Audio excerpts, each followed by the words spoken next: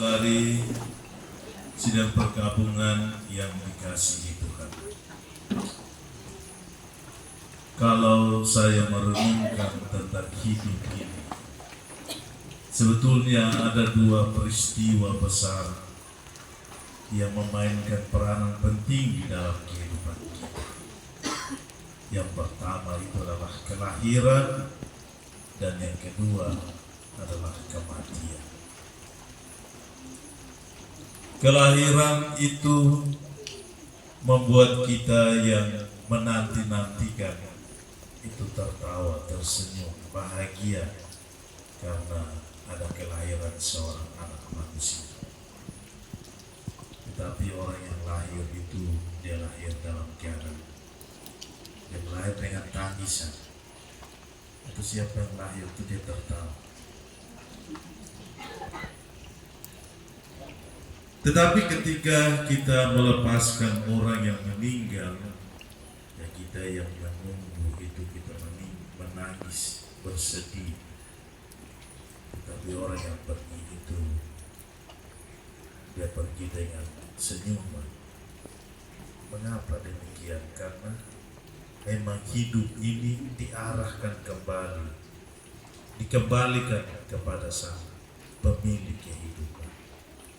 Dan kita datang dari Allah, dari Tuhan, dan kepadanya kita akan kembali. Kalau kita menghadap Bapa, mari kita pergi dengan sukacita, karena kita tahu bahwa di sana ada kebahagiaan, ada keselamatan, ada jaminan keselamatan bagi kita. Saudara-saudari, betapapun demikian, ketika kita melepaskan orang, kita tentu berduka cita. Dan kematian itu tetaplah menjadi sebuah misteri bagi kehidupan kita. Orang bilang kalau mau memahami arti dari kematian, bukalah matamu dan lihatlah kehidupan di dunia. Perlahan-lahan akan mengajarkan kepadamu apa itu kematian. Dan memang sejak saya bertugas di gereja di katedral ini, saya bertemu dengan orang-orang tua yang hebat, dan dalam perjalanan waktu ini kita tahu mereka mulai hilang satu-satu.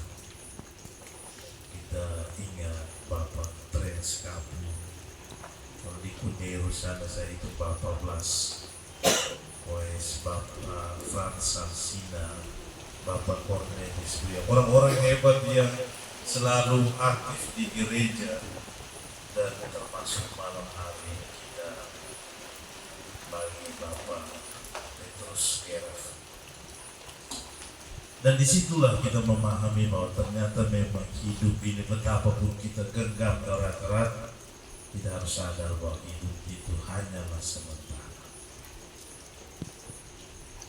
Bapak, Ibu, saudara-saudari, kalau kita merenungkan dalam kaitan kematian, dalam kaitan dengan Injil yang baru saja kita dengar, dan juga dari bacaan pertama, kita mengetahui, kita tahu bahwa ada kehidupan kekal, ada keselamatan yang dijanjikan bagi kita yang beriman, yang percaya.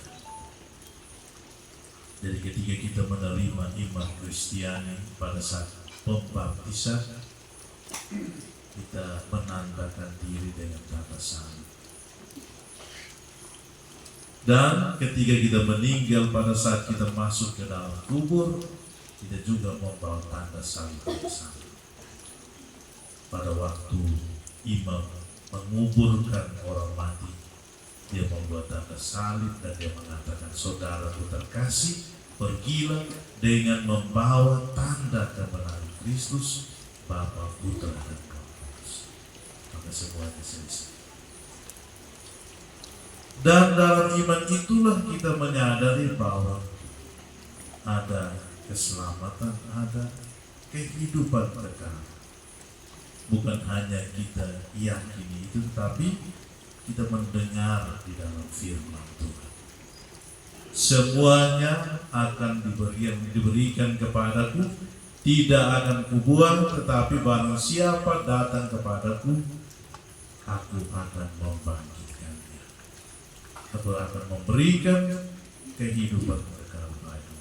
Atau juga di dalam bacaan pertama tadi, 1 Korintus menggambarkan kepada kita dengan begitu jelas. Ada kebangkitan pada tiap-tiap orang menurut urutannya, Kristus sebagai yang pertama, dan setelah itu kita yang beriman dan percaya kepada-Nya. Saudara-saudari, kita habiskan waktu kita untuk menjalani hidup ini, berjuang mulai dari bangun tidur sampai pergi tidur kembali. Tetapi kita juga harus ingat bahwa selain kita berjuang untuk mempertahankan hidup, kita juga harus berjuang untuk mendapatkan keselamatan kekal. Dan itu hanya bisa dapat kita temukan atau kita genggam, kita dapatkan ketika kita mengalami kematian. Maka kalau di dalam Injil dikatakan bahwa hari Tuhan itu datang seperti pencuri, kematian itu juga datang secara tiba-tiba. Mari kita menyiapkan diri, kita tetap berjuang di dalam hidup kita, tetapi kita tetap beriman. Memang kematian itu membuat kita berduka cita. Siapapun yang mengalaminya pasti akan merasa kehilangan. Tetapi di dalam kematian itu, di dalam peristiwa duka cita itu, kita tetap beriman dan memasrahkan diri, karena dalam Tuhan kita memperoleh keselamatan. Tuhan memberkati kita.